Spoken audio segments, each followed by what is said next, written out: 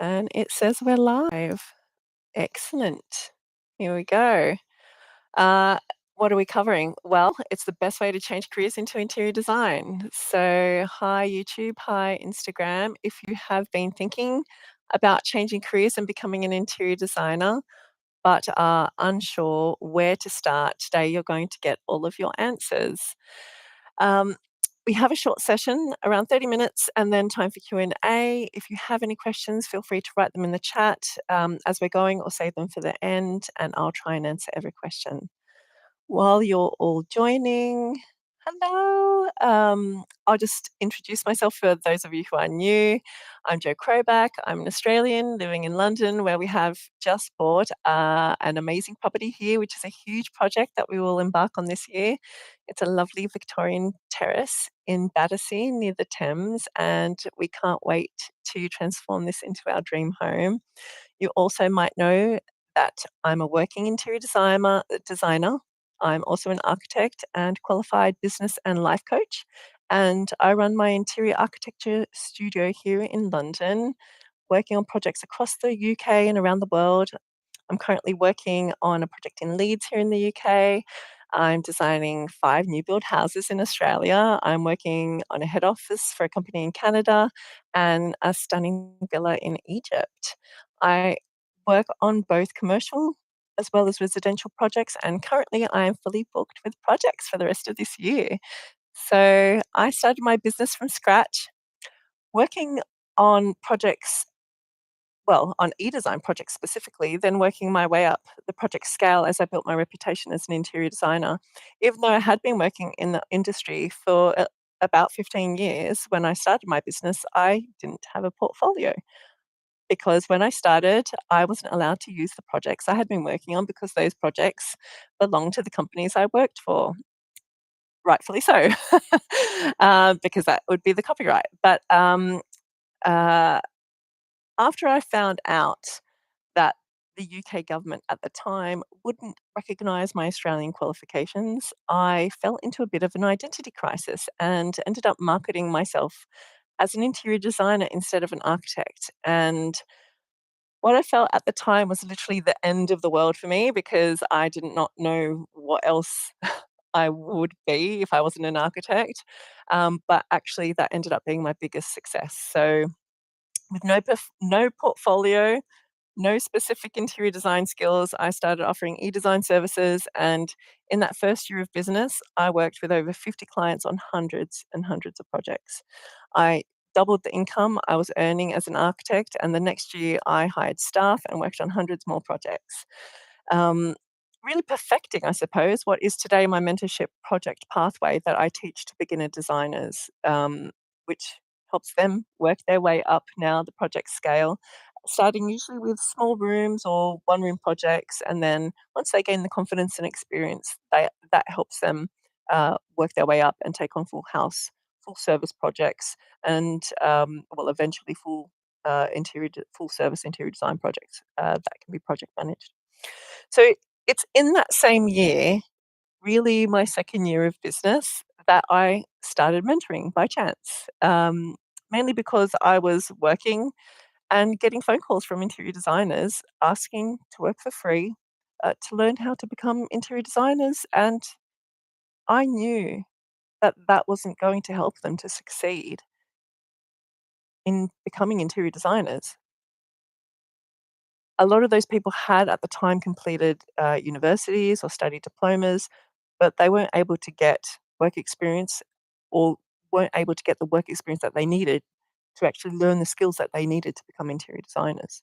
So, alongside my projects, which were a lot of projects at the time, I started taking on mentees, and I took on 10 at first, then 20, then 30, then 40, then 50, and now I kept my mentorship at 30 students each round, and I'm still blown away and forever grateful, but we're always fully booked. So today we are going through the best way to transition into interior design. Now that you've all had a chance to join, literally grab a pen and a cuppa and let's get started. So the big question you're all here wanting to have answered is, what's the best way to do it? what is the best way to transition into interior design if you're changing careers, and how can you do this without literally starting again from scratch? So we'll start with the most obvious thing first. So you need to start building your practical skills and knowledge. Kind of obvious, but we'll start with that one. The key thing is, though, you need knowledge and experience or knowledge and skills, but don't get bogged down in things that don't matter. So, what I mean by that is if you look at interior design course curriculums, they're filled with things that are interesting to learn, but they're not necessarily what you need as or learn need to learn as skills as an interior designer at all. So, for example, things like learning about all the different types of finishes or learning about fabrics. It's interesting, but every project you undertake will require you to research these things. And so every single project will be different. So even if you don't know anything about fabrics, for example, it wouldn't stop you from being a successful interior designer because no matter what you're working on, you'll be spending your time refining and learning on that project anyway. And that's kind of the secret that no one else tells you is that we all do it. Like every interior designer, every architect, we all learn on every job. So you can't, uh, we learn on every project. You can't take on projects and already know everything.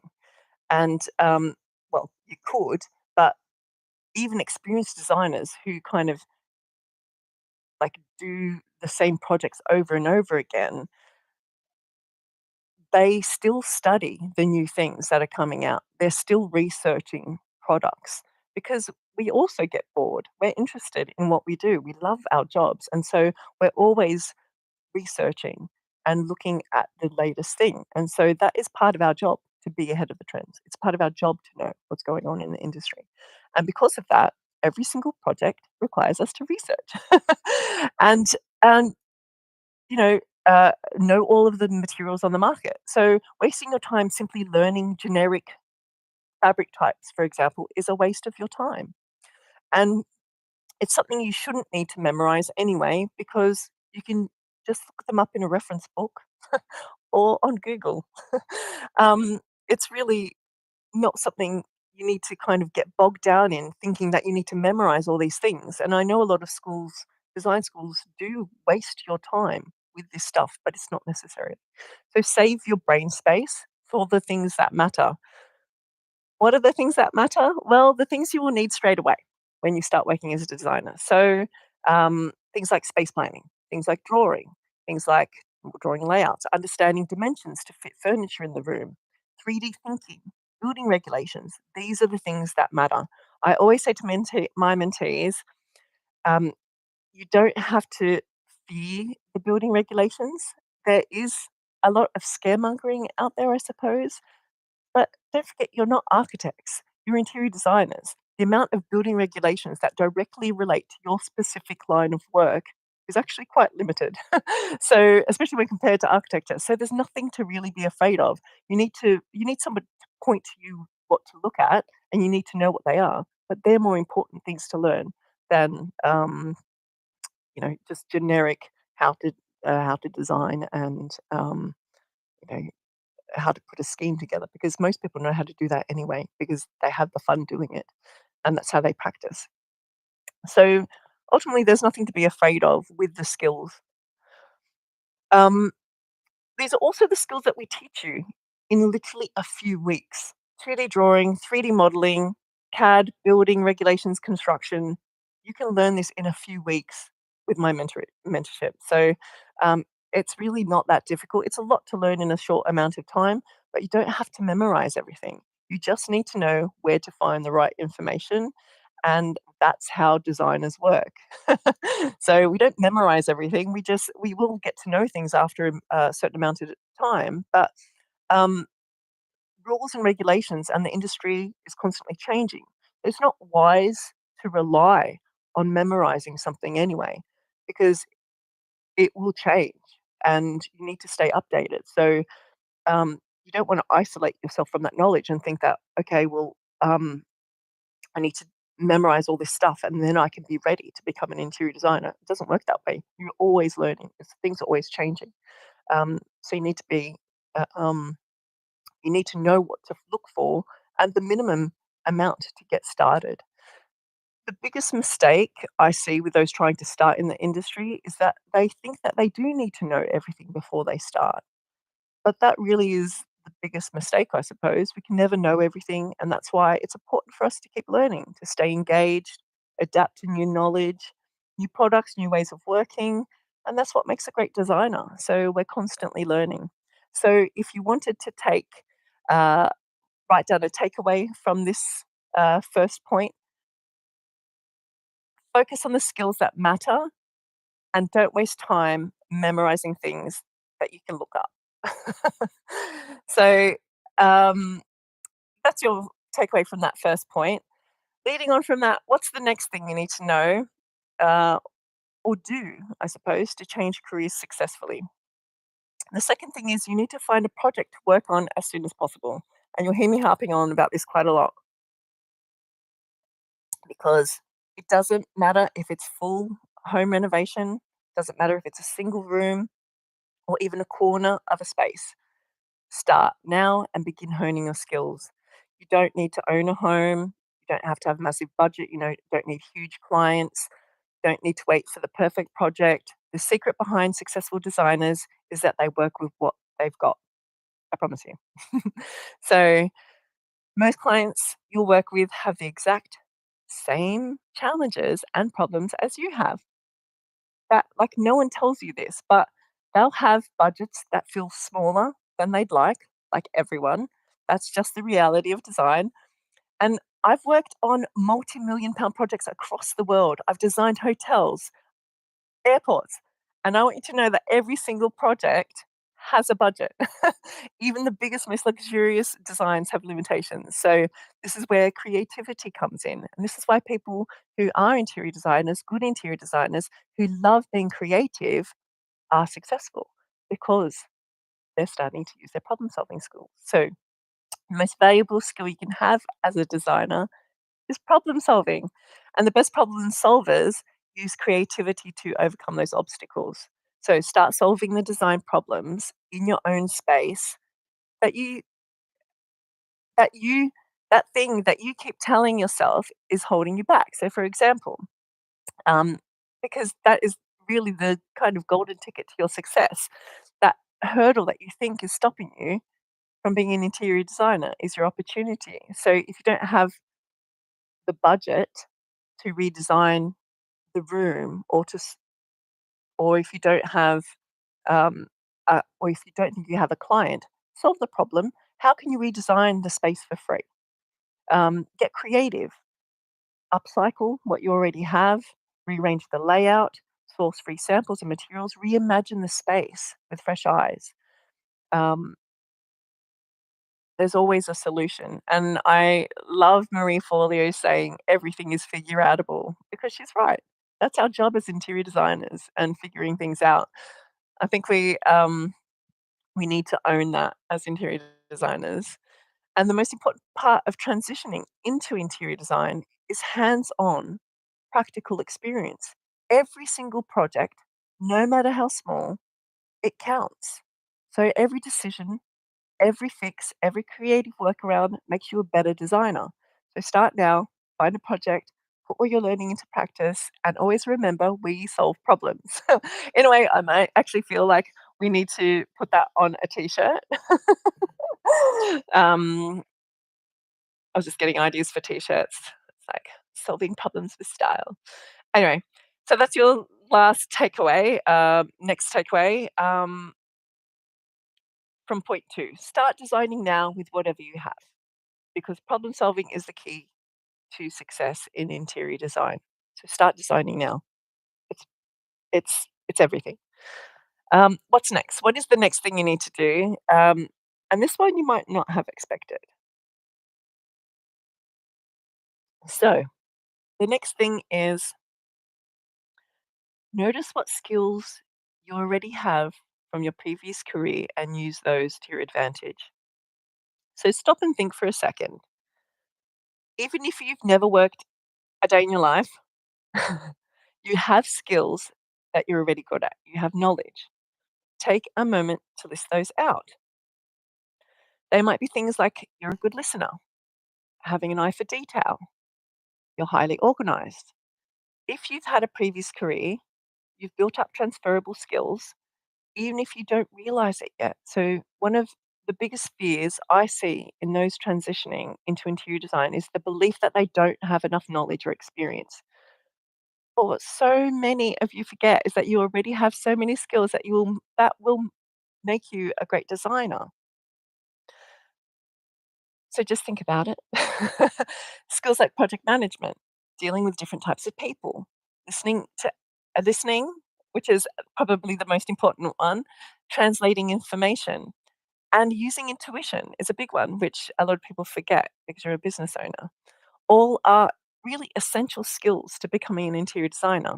Even the ability just to walk into a space and imagine how to improve it is something you've likely been doing anyway for quite a few years without even thinking about it. So, if you're coming from another career, it's actually an advantage because you have skills already. You're not just starting out, and you do have transferable skills.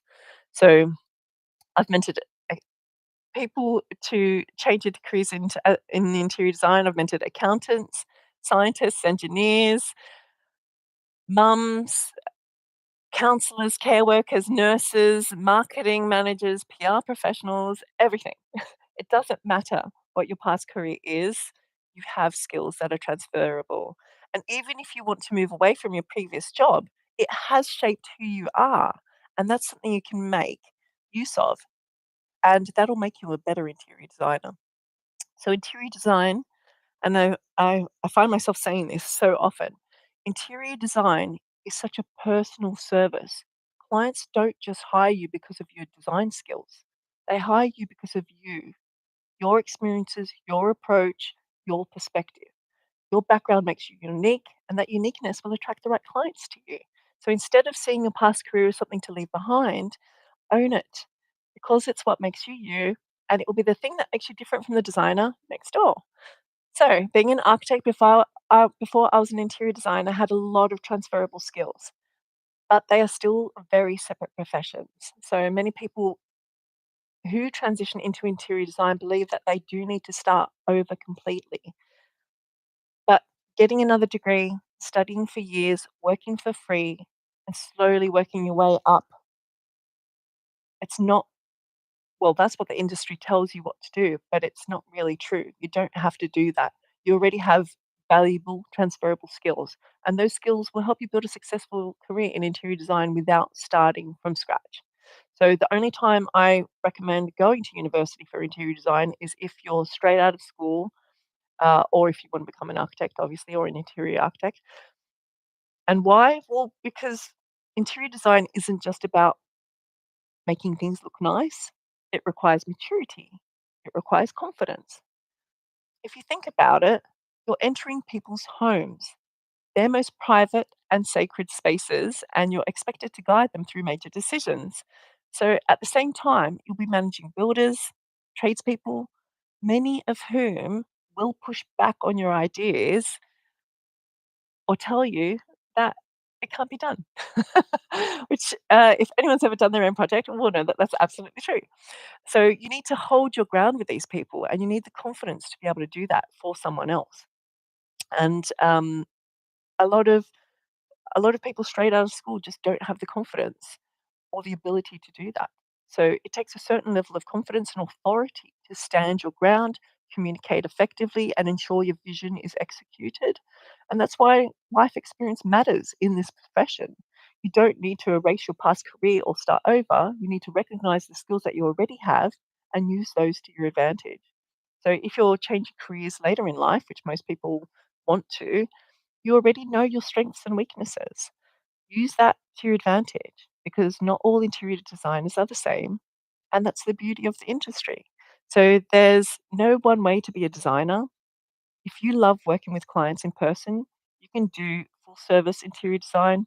If you prefer working remotely, you can specialize in e design. or concept development. Some designers focus on styling and decorating, while others are more technical, like me, handling space planning, CAD drawings, FF&E, sourcing, and procurement. So, a good mentor will help you see where your strengths lie and guide you towards really a career path that fits you personally. And that I feel is what I do best. I've always been a people person and I naturally see the best in everyone. That's why I really am so proud to be a mentor because I can usually spot someone's true talents within minutes of meeting them. So that's why in our mentorship, part of our onboarding process is getting to know you through specific questions designed to uncover your strengths, your goals, your motivations. And by understanding who you are from the start, I can help you stand out from the crowd, build a career that's right for you, and create services that bring you joy and success. So instead of worrying about what you don't know, focus on what you already have, because that's what will make you an incredible designer. There's a there's a musician called Tom Hess who says, focus on your strengths. And I think he actually also says, ignore your weaknesses. So um, wise words, because if you focus on your weaknesses, you'll never get started. Focus on your strengths. You already have lots. So focus on those and you'll keep growing and getting better because we all do. So to that takeaway from point 3, write it down. You already have valuable skills that can make you a great interior designer. Don't fa- don't start from scratch. Build on what you already know. So my mint tea. What's next? Know the industry and the laws. Sounds like a scary title, but it isn't. One of the biggest problems with interior design courses, and don't get me started, especially, I suppose, I'm not going to say diploma courses, but they are, is that they fail to teach the reality of the industry. Many of them are outdated, really focusing on design principles, which completely ignore what it actually takes to be a working interior designer. So they give you advice on colors and furniture placement, but they don't equip you with the legal knowledge, industry specific knowledge, and regulations that can make or break your career. So that's why we start our mentorship program by making sure you understand the laws, regulations that affect you as an interior designer, whether that's title acts, which determine where you can legally call yourself an interior designer, or building regulations or the legal requirements of running a business, you need to be informed. And things like contracts, liability, professional responsibilities are not just administrative tasks. They are what protect you. They protect your clients and they protect your reputation. And many people who want to be an interior designer don't realize that you can actually be doing something illegal without even knowing it. So, something as simple as offering structural advice, don't even realize, um, misrepresent, misrepresenting your services. These kind of little things could land you in serious trouble. That's why having a mentor who's experienced, knowledgeable, actively working in the industry is really essential because you don't want to be learning from someone who has no real industry experience or who has just been winging it and relying on social media popularity to build their career. And that they might be great designers or you might like their style. That's absolutely fine, but that doesn't make them good teachers or mentors. You you need real guidance from someone who knows the ins and outs of the profession, someone who can help you avoid mistakes, protect yourself, and run truly a professional business from day one. Um, if you are serious about becoming an interior designer, you need guidance from someone with real credibility. So simply following career advice from social media, from influencers, can be risky. And there have been cases where people turn out not to be who they claim to be.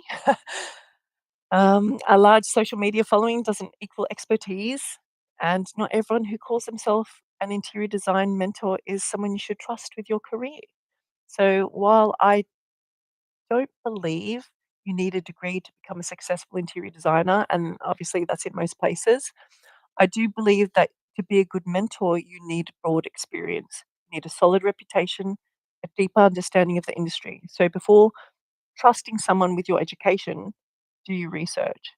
So look at their LinkedIn profile, their work history, their professional associations. Have they actually worked as an interior designer? Google them. Are they associated with a professional organization like the BID, IIDA, ACID even? This matters because industry associations help designers stay up to date with knowledge, legal changes, and best practice. So the industry, as I said earlier, evolves constantly. Someone who studied interior design 5 or even 10 years ago hasn't actively worked in the field since, their knowledge is already out of date. Trends, technology, regulations, best practices, these shift really quickly. And if your mentor isn't actively working as a designer, they're passing on old and outdated knowledge. And that could stifle your growth instead of setting you up for success. So, the best way to learn is to listen to the right people, mentors who are actively working, staying informed, genuinely interested, and invested in your success. And a great mentor doesn't just teach you design skills. I think this is really important. They help you navigate business, avoid common mistakes, and they will push you a little bit, but also accelerate your career. They'll save you a lot of time. So, having a mentor also means you're not isolating yourself or trying to figure everything out alone. So, no one in history ever has ever achieved success entirely on their own. So you need a team, you need a network, you need trusted people to turn to who understand your journey because they're designers too. So if you want to be an interior designer, you need to be part of the industry. This is the point from this point, not just someone working in isolation. Even if you plan to work solo, like I did, you still need guidance, you need reassurance, you need connection, whether it's understanding a new law, adapting to an industry change, or even just having someone to chat with, someone who gets it and having the right support, it really makes all the difference. And I made that mistake at the beginning because I did isolate myself, and it was the biggest mistake.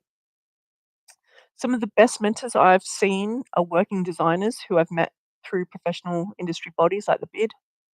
So, or even if you've made friends with designers that are still working in the industry, these could be a great mentor for you. So, working designers are often too busy to help lots of individuals. Um, I was always that person in the office when I worked in architects' offices where I did naturally help people because I wanted to help because people didn't help me. And so I always thought, well, why isn't anyone helping anyone? So you could stumble across another person like that, and lucky you if you do, because it does take a lot of time to mentor somebody. Um, which is why I charge for my time. So, the key takeaway to succeed as an interior designer, you need real industry knowledge and a mentor who's actively working in the field. So, that's point five. I'm a little bit over time, but I've got one more point. I actually had like five more points, but I'll leave it at one more. The last one is get over your insecurities and fears. So, the biggest reason people fail in this industry isn't because of the lack of knowledge or talent, it's because they never start. So fear keeps them stuck. Fear of not being good enough, fear of failing, fear of putting themselves out there, fear of social media, fear of not making money. But the truth is that every successful designer has those same fears. I did. The difference is that we still gave our dream a go, even though we were scared. So I know it sounds easier said than done, and I get that because I've been through it. And I've now mentored over 500 people to do the same. But that's exactly why I help my mentees through their fears and why there's a small element of life coaching that runs through our program. I now have almost 10 years of experience as a life and business coach. I laugh thinking that because it's been a crazy journey. But learning interior design is one thing. But success isn't just about skills and knowledge in interiors, it's also about overcoming fears, insecurities, and confidence struggles that hold you back. Because if you can't speak to a builder and say, I need you to do this, even if they're pushing back against it, you need you need to be able to get over that fear. You need to be able to do that for your client. So I have the tools and I can help you get over those fears. That's why we also start our mentorship program with a book called Feel the Fear and Do It Anyway by a lovely lady called Susan Jeffers. It might seem a strange way to begin an interior design course, but I found that it's exactly what you need to shift your mindset with when everything else feels really scary. So you don't need someone telling you that you don't have what it takes or that it'll take years to get anywhere because that is what most people in the industry will tell you, but it's not true. My mentees are living proof that you can build a design career faster than the industry would have you believe. What you need to hear right now is you have got what it takes already. If you're passionate, interested, eager to learn, and even remotely capable of handling technology, even if, even if you don't think you are, or if your fear is of tech, you can handle the challenges that come when you're starting out. And it's worth it. It really is worth it. When you start working as a designer, and I was saying this to my grads because we had grads who um, graduated yesterday, our mentees, and even just I was saying, I still get excited being surrounded by samples. I genuinely love walking into my office and just looking at my sample mess. These are little things that it's worth it's worth it. I once heard a quote. I think it's from Elizabeth Gilbert, the author of Eat, Pray, Love. Don't hold me to this. It really stuck with me. But she said that every job, and excuse my French, every job comes with its own shit sandwich. Which means every career has challenges and frustrations and moments that test you. So the people who make it, who succeed, aren't necessarily the smartest or the most talented or the most naturally gifted. They're the ones who are willing to deal with the hardest parts that come with the job. So the real question isn't, are you good enough to be an interior designer? It's, are you willing to embrace the challenges that come with becoming one? So eating the shit sandwich. So if the answer is yes, then you're already on your way. So the last takeaway is fear is the biggest thing holding you back, not lack of talent, experience, or knowledge. So if you'd like more information on our mentorship, it's called 90 Days to a Freelance Life. And I've already personally helped over 500 people from around the world start a career in interior design. So if you're even remotely interested, download our syllabus and have a look. I'd love to help you to become an interior designer. I live for it. So our course is different from everything else out there because most courses give you information, but we give you a roadmap and support system to become an actual working interior designer. Also, once the mentorship is running, we provide feedback and support 24/7. We're there with you the whole time, doing it together. So I get to know your situation, then I provide you with personalized help in the group. It's not like an online course where you're just doing it yourself. We're there together. um, if you'd like to ask some of our past mentees what it's like, then get in touch and I'll find someone local to you that you can get in touch with. I can post here, and I'll post it on the comments below, uh, what the link is if you wanted to see it. So we have time for questions, 1 or 2 if you have any. If not, we can leave it at that. I'll stay on just for a second to answer any of your questions live because I promised to do so. Just checking here on Instagram as well. All right, if there's no questions, thank you for joining me today. If you have found this valuable, please make sure to subscribe and stay connected. So, if you're serious about becoming an interior designer, uh, our mentorship program is open and we'd love to help you transition into the industry with the right skills, support, and guidance. Thank you.